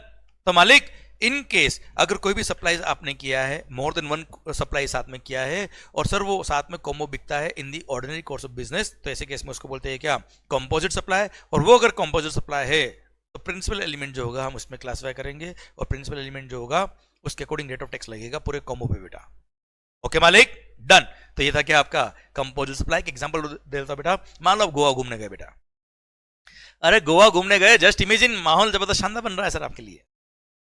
अब मालिक आप जो गोवा घूमने गए बेटा, वहां पर आपने होटल बुक कराया, क्यों? रहने के लिए ना भाई, और तो क्या करोगे सर। अब होटल ने आपसे चार्ज किया ₹5,000 पर नाइट। अब 5,000 भी जो उन्होंने चार्ज किया है, इसमें साथ में ब्रेकफास्ट एंड डिनर भी इंक्लूडेड है बेटा, है ना। अब सर मतलब 5,000 रुपए में स्टे भी है और रेस्टोरेंट सर्विस भी वो प्रोवाइड कर रहे हैं। अब आप मुझे बताओ 5,000 रुपए में सर दोनों सर्विसेज इन्होंने सप्लाई करी है, दोनों कौन सी हो, accommodation services and sir restaurant services. पर ऑर्डिनरी कोर्स ऑफ बिजनेस में इस इंडस्ट्री में ऐसा साथ में सप्लाई होता है, तो this is called sir naturally bundled supply, this is called composite supply. और कंपोजिट अगर है तो इसमें प्रिंसिपल एलिमेंट क्या है, क्या वहां पे होटल में खाना खाने गए थे क्या, स्टे वॉज मोर इंपॉर्टेंट, तो principal supply was hotel accommodation. तो पूरे 5,000 पर होटल अकोमोडेशन की रेट ऑफ टैक्स से टैक्स लगेगा, irrespective rate of tax on restaurant service. Clear मालिक, डन। तो सर ये एक और एग्जांपल हो गया, देयर में भी an number of examples for this. हाँ ध्यान रखना, अगेन ये इंडस्ट्री टू इंडस्ट्री डिपेंड करेगा कि कौन सा सप्लाई प्रिंसिपल सप्लाई है। ये ट्रांजेक्शन टू ट्रांजेक्शन डिफाइन करना पड़ेगा कि मेन एलिमेंट क्या है। जैसे आपने ऑनलाइन शॉपिंग कराया, सर आपने हमारी वेबसाइट से कुछ ऑनलाइन बुक्स परचेज करी, केवल बुक्स परचेज करी बेटा, लेक्चर नहीं, ओनली बुक जो परचेज किया है, हमने आपको ₹1,000 चार्ज किया मान लो बुक के लिए, पर बुक को हमने क्या किया, पैक किया, पैक करके कुरियर करके आपके घर तक डिलीवर किया, उसके 1,000 है। 1,000 में क्या है, बुक्स भी बेची है और पैकिंग की सर्विसेज भी दी है, ट्रांसपोर्टेशन की सर्विस भी दी है, डिलीवरी की सर्विस भी दी है। अब ऐसे केस में 1,000 भी जो चार्ज किया, आप मुझे बताओ सर इसमें more than one services combined है, more than one goods service combined है बेटा। प्रिंसिपल एलिमेंट क्या है, सेल ऑफ बुक्स, तो पूरे 1,000 पे सेल ऑफ बुक्स के प्रोविजन अप्लाई होंगे। अब बुक्स सेल पर जीएसटी एग्जेम्प्ट है तो जीएसटी नहीं लगेगा। हाईएस्ट रेट लोएस्ट रेट से मतलब है ही नहीं बेटा। क्लियर, समझे मेरी बात। और भी आगे बहुत सारे सर्कुलर दे रखे, मैं ये पढ़ाने के बाद आपको सर्कुलर बताऊंगा और भी, उससे आपको और क्लैरिटी मिल जाएगी। I hope you got the entire concept of composite supply. आइए बच्चों, अब बताया क्या, आर्टिफिशियली बंडल्ड सप्लाई। तो सर ऐसे केस में आर्टिफिशियल बंडल्ड सप्लाई मतलब ये supply which are not you know the combo which is not supplied ordinarily in the ordinary course of business, वो नॉर्मली साथ में सप्लाई नहीं होते। एग्जांपल के लिए, for example toothpaste toothbrush free, toothpaste के साथ टूथब्रश फ्री। आप मुझे बताइए ऑर्डिनरी कोर्स ऑफ बिजनेस में टूथपेस्ट अलग बिकती है, टूथब्रश अलग बिकता है बेटा, पर हमने कॉम्बो बना के बेचा है for a single price. Clear? तो ऐसे केस में अगर आपने इसको सप्लाई किया है फॉर अ सिंगल प्राइस, तो क्वेश्चन आता है क्या टूथपेस्ट का रेट ऑफ टैक्स लगाऊं या टूथब्रश का रेट ऑफ टैक्स लगाऊं? है ना भाई? तो ऐसे केस में सर यहां गवर्नमेंट ने बोल दिया क्या, these are called mixed supply. और अगर ये मिक्स्ड सप्लाई है, ऐसे केस में हाईएस्ट रेट जिस भी गुड्स या सर्विस की होगी सर वो रेट से टैक्स लगेगा, द गुड्स और सर्विस और both which gives it highest liability. इसमें हाईएस्ट लायबिलिटी आएगी उस रेट से हम टैक्स लगाएंगे बच्चा। है ना भाई? क्लियर? सर वो सारी गुड्स और सर्विस जो इंडिविजुअली सेल होती है वो कंबाइंड सेल नहीं होती है, पर आपने कोई स्पेसिफिक कॉम्बो बना के सिंगल प्राइस में बेचा है तो उसको बोलते हैं मिक्स सप्लाई। और मिक्स सप्लाई अगर है तो ऐसे केस में हाईएस्ट रेट जो होगा वो एप्लीकेबल होगा। उस कॉम्बो के अंदर जितने भी गुड्स या सर्विसेज है उन सब की इंडिविजुअल रेट ऑफ टैक्स बताइए कितना है, जो हाईएस्ट रेट ऑफ टैक्स होगा हम उसमें क्लासिफाई कर देंगे पूरे कॉम्बो को और वो रेट ऑफ टैक्स लगा देंगे पूरे। एग्जांपल देता हूं बेटा मैं आपको, जैसे आप कभी कभी स्वीट शॉप पे गए बेटा, अरे मिठाई की दुकान सर, वहां पे क्या होता है, मिठाई मिलती है, मिठाई के साथ में सर आपको कुछ नमकीन चाहिए वो भी मिल जाएगा सर, आपको चॉकलेट चाहिए वो भी मिल जाएगी सर, आपको कुकीज चाहिए वो भी मिल जाएंगे सर, आपको कुछ अलग अलग तरह के बिस्किट चाहिए वो भी मिल जाएंगे सर। सर तो हमने क्या किया, दीपावली के ओकेजन पे कॉम्बो बनाया है बेटा। उस कॉम्बो के अंदर क्या होता है, कुछ मिठाई है, कुछ चॉकलेट्स है, कुछ नमकीन है, कुछ कुकीज है, इन सबको कॉम्बो बना के 2000 रुपए में बेचा हमने बेटा। अब ऐसे केस में 2000 रुपए is the single price, individual price अलग अलग नहीं है।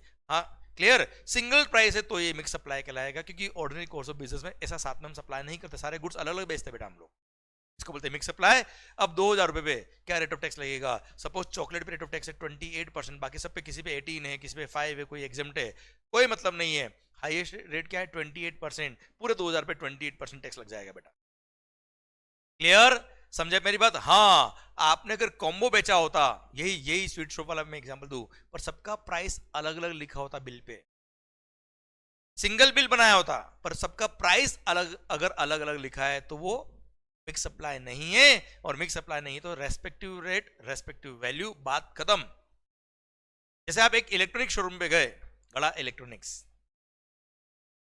सर हाँ सर भावेश भाई बोल रहे सर, चॉकलेट के एग्जांपल मतलब, स्वीट शॉप के एग्जांपल मतलब, सर भूख लग जाएगी सर, मेरे को भी लगे, क्या करे बेटा। सर तो पॉइंट आता है क्या, मान लो अगर आप बड़ा इलेक्ट्रॉनिक शोरूम पे गए बेटा, आपने एक टीवी खरीदा, टीवी नहीं भाई, टीवी, हाँ सर आपने कोई टीवी खरीदा, आपने एक वॉशिंग मशीन खरीदा, आपने एक म्यूजिक प्लेयर खरीदा, आपने एसी परचेज किया सर।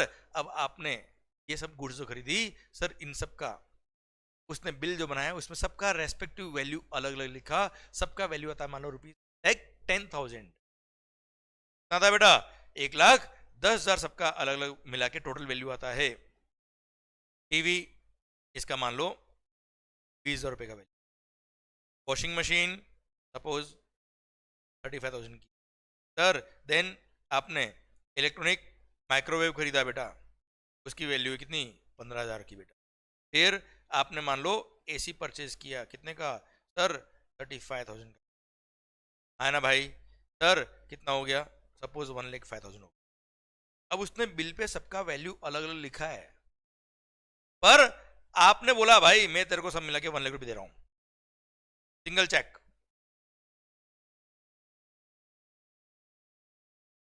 अब क्वेश्चन आता है क्या, सर ये मिक्स सप्लाई है कि कंपोजिट है, क्या है? सबसे पहली बात तो ये कि ना ये मिक्स्ड है ना ये कंपोजिट है, ये कोई भी इस तरह का सप्लाई नहीं है, क्योंकि सबसे पहली बात तो ये ऑर्डिनरी कोर्स ऑफ बिजनेस में साथ में सप्लाई नहीं होते, ये कंपोजिट है ही नहीं बेटा।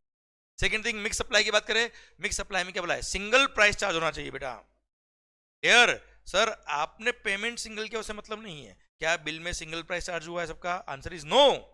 इसलिए नॉर्मल सप्लाई है यहाँ पर। अब टीवी पे रेट ऑफ टैक्स मान लो 18% तो 18 लगेगा, इस पे 28 तो 28 लगेगा, इस पे 5% तो 5 लगेगा, इस पे मान लो एग्जम्प्ट है तो एग्जम्पशन मिलेगा, रेस्पेक्टिव रेट रेस्पेक्टिव टैक्स, इतना टैक्स लगेगा, बात खत्म।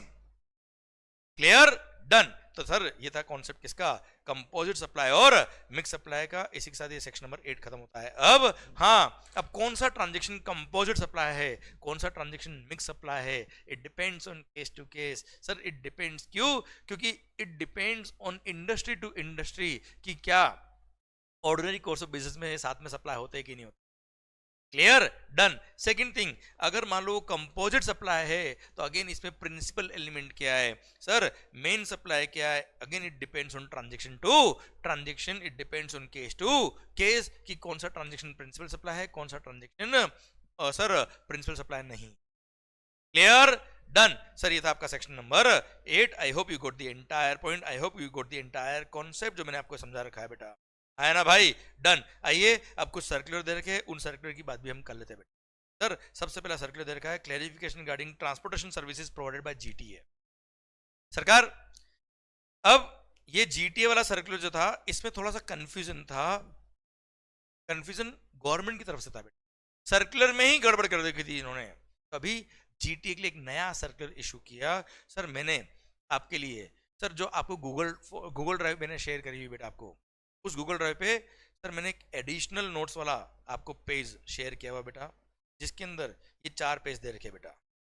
आपको आपकी समरी बुक के साथ साथ ये 4 पेज भी रेफर करने हैं बेटा। सर उस 4 पेज में का हेडिंग है एडिशनल पॉइंट्स जो अपने समरी बुक में कवर नहीं है बेटा, समरी बुक प्रिंट होने के बाद ये चेंजेस। ओके, तो सर सबसे पहला आप यह देखिए, ये रहा सर्कुलर। तो आप चाहे तो क्या कर सकते हैं, ये सर्कुलर कट करिए और यहां पे मैंने लिख दीजिए सी एडिशनल नोट्स। ओके, तो इससे आपका फंडा क्लियर हो जाएगा। क्या मालिक? चलिए सरकार, तो ये रहा वो सर्कुलर कि सर मान लो मैं गुड्स ट्रांसपोर्ट एजेंसी हूं, जीटीए हूं बेटा, मैं गुड्स ट्रांसपोर्ट एजेंसी की सर्विसेज में प्रोवाइड करता हूं। अब मैं सर जो गुड्स का ट्रांसपोर्ट करता हूं, सपोज मुंबई से दिल्ली या पुणे में कोई गुड्स का ट्रांसपोर्टेशन कर रहा हूं। अब सर आपने बोला कि भाई यशवंत इन गुड्स का पैकिंग भी तेरे को करना है, लोडिंग अनलोडिंग भी तेरे को करना है, जब डेस्टिनेशन पहुंच जाएगा तो वहां पे अनलोडिंग भी तेरे को करना है, और सर अनपैक करके गुड्स को वहां रखना है जगह पे, तो डन हो जाएगा। बोला पैसा बोल, मैंने कहा ₹1 लाख, आपने बोला डन। अब मैंने जो आपसे ₹1 लाख लिया है, आप मुझे बताओ किसके लिए लिया है बेटा? ट्रांसपोर्टेशन प्लस अनलोडिंग, पैकिंग, फिर अनलोड, सॉरी वापस है, मैंने किसके लिए लिया 1 लाख? पैकिंग, फिर उस गुड्स को आपके यहाँ से लोड करा, डेस्टिनेशन पे ट्रांसपोर्ट किया, वहां जाके अनलोड किया, उसको अनपैक किया, ये सब मिला के 1 लाख है। अब ऑर्डिनरी कोर्स ऑफ बिजनेस में गवर्नमेंट ने क्लेरिफाई कर दिया कि यस ये ऑर्डिनरी कोर्स ऑफ बिजनेस में इस इंडस्ट्री में साथ में सप्लाई होता है, These are called composite supply. और कंपोजिट सप्लाई अगर है तो सर इस पे जीएसटी लगेगा, किस रेट से लगेगा? इसमें प्रिंसिपल एलिमेंट क्या है? ट्रांसपोर्टेशन की सर्विसेज प्रिंसिपल एलिमेंट, तो पूरे 1 लाख पर रेट ऑफ टैक्स कौन सा लगेगा? गुड्स ट्रांसपोर्ट एजेंसी का जो रेट ऑफ टैक्स होगा वो लगेगा, उसके प्रोविजन लगेंगे बेटा, बाकी सर्विस है ही नहीं है, मान लेना बेटा आप। अच्छा, कई लोग क्या करते हैं, ऐसे लिख देते हैं 80,000 तो है ट्रांसपोर्ट के लिए बेटा, 15,000 है पैकिंग अनपैकिंग के लिए एंड 5,000 है हमारा लोडिंग अनलोडिंग के लिए। सर एक ही बिल के अंदर ये अलग अलग लिख दिए, उससे कोई फर्क नहीं पड़ता। इस सर्कुलर ने बहुत शिद्दत से क्लेरिफाई कर दिया कि उसको कंपोजिट सप्लाई ही मानेंगे। सर भले ही आपने सेम इनवॉइस इश्यू किया हो, अलग अलग इनवॉइस इश्यू किया हो, it will not alter the nature of the composite supply of services and will be treated as composite supply of transport of goods की सर्विस, और उस पर ट्रांसपोर्टेशन ऑफ गुड्स के ही प्रोविजन अप्लाई होंगे on entire ₹1 lakh, क्योंकि single contract था यार। हाँ, आपने कॉन्ट्रैक्ट ही अलग दे रखा था किसी पार्टी को बेटा, जैसे मेरा काम केवल ट्रांसपोर्टेशन का है, आपने सर निशांत को बोला ये पैकिंग अनपैकिंग लोडिंग अनलोडिंग करेगा, तो मेरा काम क्या है? ट्रांसपोर्टेशन का। तो ऐसे केस में कॉन्ट्रैक्ट अगर सेपरेट है तो सर केवल ट्रांसपोर्टेशन का 80,000 पे मेरे को 80,000 पे ट्रांसपोर्ट की रेट लगेगी, बाकी जो आपने निशांत ने जो काम किया उस पर निशांत की रेट ऑफ टैक्स लग जाएगी बेटा।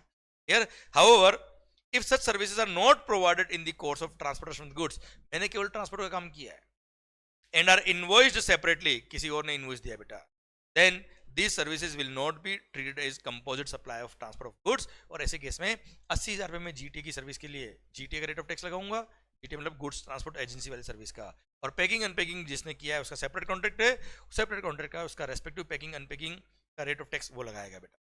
आया ना मालिक? Clear, done. तो ये था क्या सर आपका ट्रांसपोर्ट रिलेटेड सर्विसेज का सर्कुलर जो मैंने आपको अच्छे से समझा दिया, इसको कट करिएगा, वो वाला रेफर करिएगा। ओके चलिए सरकार, अब आ रहा है एक और सर्कुलर किसके लिए, retreading of tyres. Okay sir, retreading of tyres क्या होता है मालिक? सर आपने कई बार पुराने टायर देखे होंगे जो खराब हो गए बेटा।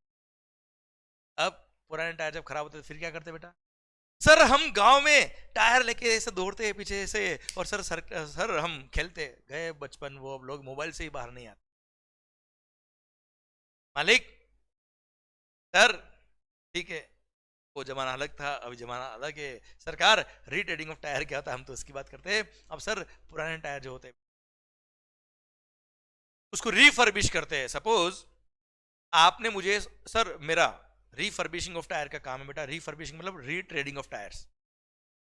आपने 100 टायर मेरे को दिए, बोला मंगल इनको नया बना।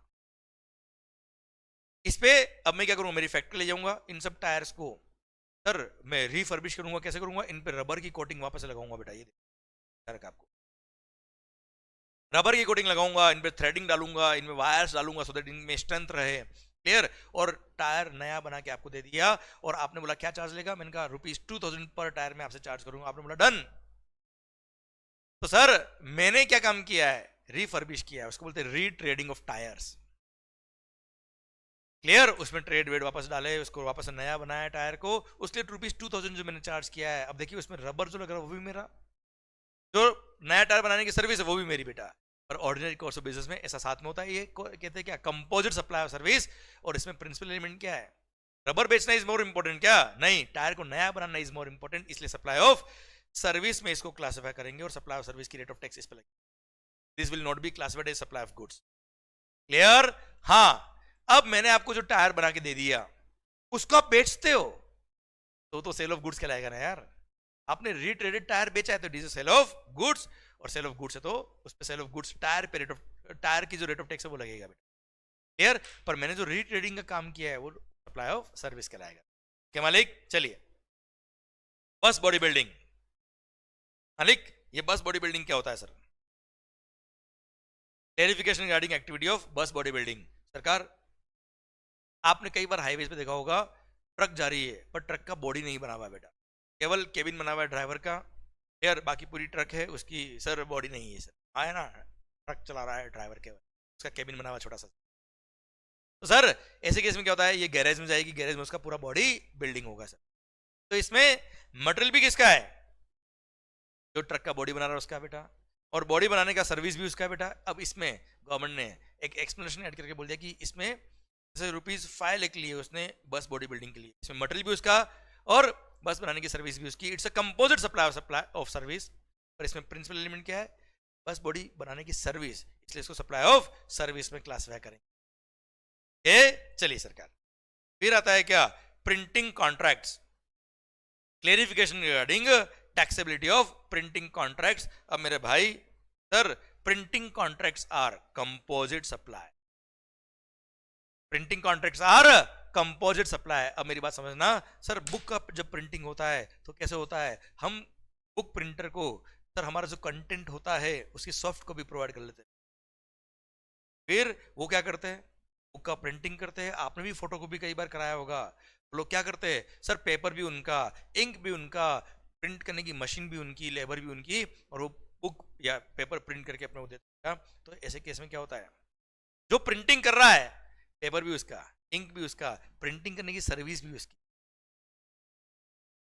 है ना मालिक। तो ऐसे केस में ऑर्डिनरी कोर्स ऑफ बिजनेस में साथ में सप्लाई होता है, it is a composite supply. अब सपोज उसने ₹100 या 1000 पर बुक हमसे चार्ज किया, आपने भी फोटो कॉपी कराया होगा, ₹2 या ₹1 उसने चार्ज किया पर पेज का। आपको पेपर भी उसका है, प्रिंटिंग की सर्विस भी उसकी, इंक भी उसका बेटा। तो इसमें it is called composite supply. अब क्वेश्चन आता है क्या, इसमें प्रिंसिपल एलिमेंट क्या है? क्लियर? क्या printing service is more essential या पेपर इज मोर एसेंशियल? तो गवर्नमेंट ने क्लेरिफाई करके बोला it depends on case to case. अगर आप बुक प्रिंटिंग करा रहे हो, पेम्पलेट का प्रिंटिंग करा रहे हो, ब्रोशर या एनुअल रिपोर्ट्स इस तरह का कुछ प्रिंटिंग करा रहे हो, तो वहां पे printing service is more essential. Printing service is the principal element, और प्रिंटिंग सर्विस में हम क्लासिफाई करेंगे इस पूरे ट्रांजेक्शन को। जो ₹1000 चार्ज किया, ₹2 चार्ज किया उसने फोटोकॉपी वालों ने, उसको प्रिंटिंग सर्विस में क्लासिफाई करेंगे और सर्विस का रेट ऑफ टैक्स जो होगा वो लगेगा बेटा। पर यही अगर आप printed envelopes, letter card, printed boxes, tissue papers, napkin, wallpaper etcetera की बात कर रहे हो, एग्जांपल देता बैठा मैं, जैसे आप सर शादी वगैरह होती है, मामा वगैरह के यहाँ जाते हो आप, सर देखना आपको एनवलप मिलता है, इतना लिफाफे, मामा को धोख दिया, मामा ने लिफाफा दिया, जल्दी से थोड़ी देर बाद मम्मी ने ले लिया बेटा, हाँ ना, होता है ना सर तो वो एनवलप पे देखना फैमिली का नाम लिखा होता है। ऑफिसेज में एनवलप जो होते हैं उसमें देखना सर उस ऑफिस का नाम लिखा होता है। अब इसमें होता क्या प्रैक्टिकली, जो एनवलप बेचता है हम उसके पास गए, उससे पूछा हमको एनवलप चाहिए, 1000 एनवलप चाहिए, वो अलग अलग डिजाइन बताता है हमको बेटा, हम डिजाइन पसंद करते हैं, फिर हम बोलते हैं क्या ये कितने का है, बोलता है 5 रुपये पर एनवलप का है, मैंने कहा नहीं इस पे नाम प्रिंट करके फिर चाहिए हमको, बोलता है 5 रुपये 50 पैसा लगेगा पर एनवलप, मैंने कहा ठीक है डन। अब उसने 1000 एनवलप अगर प्रिंट किए तो 5500 रुपये उसने हमसे चार्ज किए। अब सर ऐसे केस में 5500 जो है वो एनवलप प्लस प्रिंटिंग दोनों का है बेटा, खाली एनवलप लेते तो 5000 का मिलता आपको, है ना भाई। तो ऐसे केस में again it is a composite supply जिसमें प्रिंटिंग प्लस एनवलप हमको दे रहा है। जैसे अमेजोन के बॉक्सेस आते हैं बेटा, देखे होंगे कार्टन बॉक्स पैकिंग हो गया था ना बेटा, इसमें क्या होता है बॉक्स पे अमेजोन या ब्रांड का नाम लिखा होता है बेटा, तो जो बॉक्स बना रहा है वो बॉक्स बेच रहा है साथ में प्रिंट करके दे रहा है आपका ब्रांड नेम, तो it's a composite supply of printing and sale of box. अब इसमें प्रिंसिपल एलिमेंट क्या है, क्या वो ब्रांड नेम या लोगो लगाना इज मोर इंपॉर्टेंट, नहीं, यहाँ पे एनवलप या बॉक्स इज मोर इंपॉर्टेंट। इसलिए जो printed envelope, letter cards, printed boxes, tissue paper, जैसे डोमिनोज का पिज्जा खाने जाएंगे तो डोमिनोज के टिश्यू पेपर पर डोमिनोज का ब्रांड नेम लगा होगा बेटा, तो जिसने टिश्यू पेपर बेचा होगा along with the brand name या लोगो लगा के दिया है, तो वहां पे टिश्यू पेपर बेचना इज मोर प्रिंसिपल एलिमेंट, ये गवर्नमेंट ने क्लेरिफाई किया और वहां बोल दिया क्या ये सप्लाई ऑफ गुड्स कहलाएगा। पर books, pamphlet, brochure, annual report के केस में supply of service is more principal, उसको हम क्लासिफाई करेंगे सप्लाई ऑफ सर्विस में बेटा। Clear, this is how each and every transaction को आपको शिद्दत से देखना पड़ेगा, डिफाइन करना पड़ेगा और समझना पड़ेगा कि कौन सा ट्रांजेक्शन सप्लाई ऑफ गुड्स में आएगा, कौन सा ट्रांजेक्शन सप्लाई ऑफ सर्विस में क्लासिफाई होगा बेटा। ओके माहौल, आइए बच्चों अब हम बात करते हैं क्या clarification regarding supply of services of what, servicing of cars या बाइक्स, जहां पे बहुत goods as well as services भी होती है। सर आपने कभी बाइक का सर्विसिंग कराया होगा ऑथराइज सर्विस सेंटर पे, या कार का सर्विसिंग कराते हो तो देखना वो लोग क्या करते हैं, लेबर चार्ज अलग लिखते हैं, जो भी पार्ट्स, इंजन ऑयल वगैरह काम है वो अलग लिखते हैं। अगर उन्होंने अलग अलग लिखा है तो गुड्स पे गुड्स की रेट लगेगी, लेबर पर सर्विस की रेट लगेगी।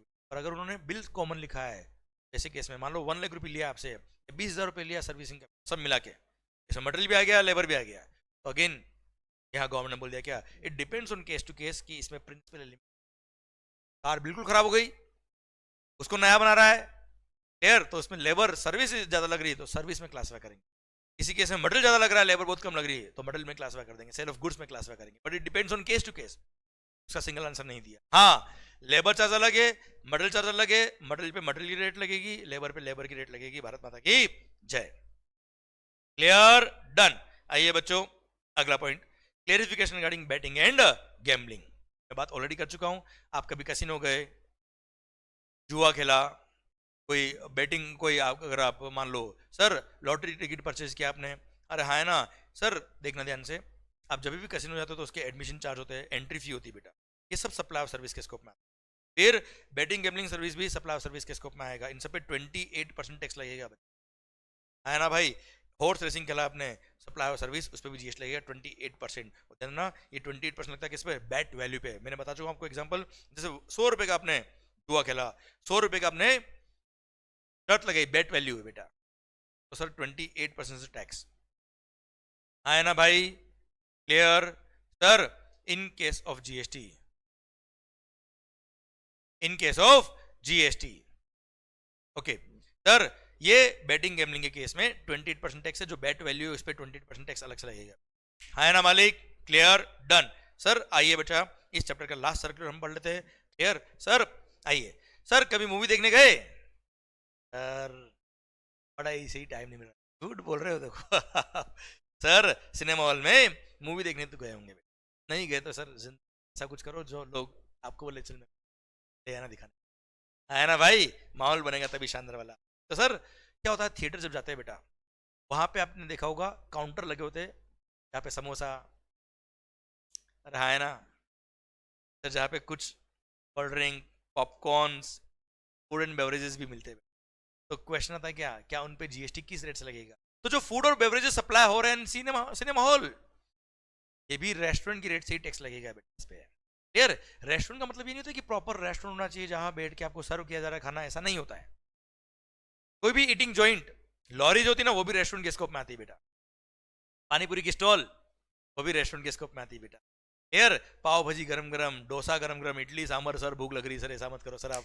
तो मालिक ये सब रेस्टोरेंट के स्कोप में आता है, इसलिए गवर्नमेंट ने क्लेरिफाई करके बोला कि अगर सिनेमा हॉल में आप फूड और बेवरेज सप्लाई कर रहे हो तो वो भी रेस्टोरेंट के स्कोप में आएंगे, रेस्टोरेंट की रेट से टैक्स लगेगा, वो फूड और बेवरेज का जो चार्ज है उस पर बेटा। पर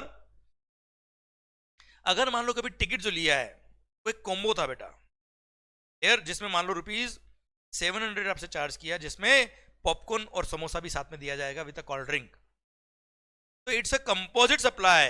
और कंपोजिट सप्लाई तो वहां पे प्रिंसिपल एलिमेंट क्या है? क्या पॉपकॉर्न खाने गए, क्या मूवी देखने? Exhibition of cinema is the principal element, और हम सिनेमा थिएटर के मूवी एग्जीबिशन पे जो रेट ऑफ टैक्स लगता है उस रेट से टैक्स लगाएंगे पूरे 700। पर अगर फूड और बेवरेज आपने कॉमो में नहीं लिया, अलग से सप्लाई किया, तो रेस्टोरेंट सर्विस का रेट ऑफ टैक्स लगेगा। क्लियर? डन। इसी के साथ भारत माता की जय। क्लियर? हाँ जी। और सर इसी के साथ ये टॉपिक, ये चैप्टर खत्म होता है। अब आई hope you got the entire point, I hope आपको पूरा टॉपिक समझ में आया बच्चों, आई होप आपको पूरा चैप्टर समझ में आ गया बच्चों। क्लियर? सर हमने पढ़ा इसमें क्या, section number 7 supply, section number 8 composite और mix supply, section number 9 levy वाला सेक्शन, और जो सेक्शन नंबर 9 है वही सेक्शन नंबर 5 है आईजीएसटी एक्ट में। सेक्शन नंबर 1 कि इस एक्ट का नाम क्या है, कब से अप्लाई हुआ, कहां अप्लाई हुआ, आया ना मालिक? ये हमने लेवी और सप्लाई के हेडिंग पढ़ लिया। अब एक आपके लिए बड़ा ही सुंदर मैंने एक मैसेज लिखा है, जीत कर दिखाओ उनको हमारी हार का इंतजार कर रहे हैं। जीत कर दिखाओ उनको जो तुम्हारी हार का इंतजार कर रहे हैं। सर लगा दो अपनी पूरी ताकत, ऑल बनेगा शानदार वाला। We all are praying for your. खास बात ये तो ठीक है सर, आपको मोटिवेट करने के लिए लिखा है, मैं इससे भी अच्छी बात करता हूं, जीत कर दिखाओ उनको जो आपकी जीत का इंतजार। सर आपके पेरेंट्स, आपके फ्रेंड्स, आपके लव्ड वंस जो आपसे प्यार करते हैं, वो आपकी जीत का इंतजार कर रहे हैं बच्चों। यार कभी हताश नहीं होने का। सर कभी फेलियर फेस करना पड़ता तो yes, you are making yourself stronger, and sir उस फेलियर से सीखो और आगे बढ़ने की चाहत से आगे बढ़ो, पूरा ताकत लगा दो। दुनिया का कोई इंसान, कोई ताकत आपको रोक नहीं सकती अगर आप सर खुद से नहीं आ रहे हो। तो गाइस लगाइए अपना पूरी ताकत, मस्त होके पढ़े, खुश होके पढ़े, मजा आएगा शानदार वाला बेटा आपको। एंड आई होप जीएसटी पढ़ने में आपको मजा आ रहा होगा, एंड ये चैप्टर, ये टॉपिक आपको पूरा समझ में आया बेटा, आया ना भाई? सरकार चलिए एक काम करते हैं, आज का जो लेक्चर है यहीं पे स्टॉप करते हैं। एंड सर ये चैप्टर आपके एंड पे पूरा होना चाहिए बेटा, ये चैप्टर पूरा आपके एंड पे रिवाइज करिए आप। अब आपसे एक रिक्वेस्ट ये है कि जो मैंने आपको पढ़ाया है वो पूरा आपके एंड पे रिवाइज करिए। सर अब चैप्टर 2 जैसे लेवी एंड सप्लाई वाला आपने पूरा पढ़ लिया है, इसको पूरा समरी बुक से वापस रिवाइज करिए। फिर जैसे ही खत्म हो जाए please use the chart book, देखना इतना मजा आपको आ जाएगा, इतना कॉन्फिडेंस आपको आएगा, बोले सर कमाल हो गया है। तो यार क्लियर? जो सर्कुलर मैंने आपको कट करवा दी वो पढ़ने की जरूरत नहीं बेटा, उसको आप चार्ट बुक से भी कट कर दीजिए। क्लियर? पर ट्रस्ट मी सर, पूरा रिवाइज करने के बाद एक बार सोने से पहले आधे घंटे के लिए चार्ट बुक ओपन करना, आपका दिमाग सर इतना खुश हो जाएगा यार, ऐसा इफेक्टिव रिवीजन होगा उस चार्ट बुक से कि आपका रिवीजन नेक्स्ट लेवल पहुंच जाएगा बेटा। आपको कॉन्फिडेंस नेक्स्ट लेवल पहुंच जाएगा बच्चों, सो दैट आपका ग्रिप पूरा बन जाएगा इस चैप्टर में बेटा। डन सरकार, यहां तक ये पॉइंट खत्म होता है। अब ये chapter number 2 levy and supply वाला पूरा एक एक point with all the circulars, all the applicable provisions are done. Okay मालिक? ओके अब एक बात और आपके लिए बच्चों, सर अब चैप्टर नंबर 2 के जितने भी क्वेश्चंस हमने क्वेश्चनर में किए सर, इसका लेक्चर मैं आपको अलग से गूगल ड्राइव पे अपलोड कर रहा हूं बेटा। क्लियर? वो लेक्चर आप वहां से देखिएगा गूगल ड्राइव से डाउनलोड करके सर, और वहां से आपके एंड पे पूरा कंप्लीट होना चाहिए बच्चों, आया ना भाई? क्लियर? इसी के साथ भारत माता की जय, मिलते हैं जल्दी ही। एंड सर ये लेक्चर और ये चैप्टर और इस चैप्टर के क्वेश्चन आपके एंड पे होने। Thank you so much.